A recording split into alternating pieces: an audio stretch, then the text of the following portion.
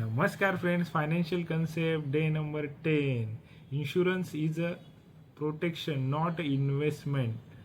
तर financial concept आजची आपली ही आहे की आपल्याला इन्व्हेस्टमेंट आणि इन्शुरन्स हे दोन्ही सेपरेट ठेवायचे आहेत. आपल्याला ते एकत्र करायचे नाही आहेत.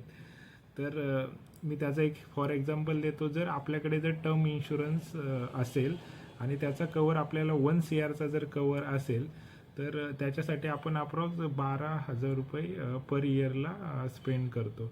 त्याच्या वर्षी जर एन्डोर्समेंट प्लॅन घेतला तर आपले त्यामध्ये लो रिटर्न्स असतात.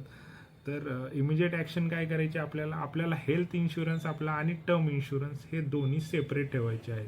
ते एकत्र करायचे नाहीत किंवा त्याच्याबरोबर कोणते एन्डॉर्मेंट प्लॅन किंवा त्याच्यामधून रिटर्न्स मिळणार आहेत वगैरे असं करायचं नाही आहे. आपल्याला separately term insurance separate, health insurance separate, त्याच्यामध्ये इन्व्हेस्टमेंट प्लॅन कोणताही घ्यायचा नाही आहे. इमिजिएट ॲक्शन करायची आहे.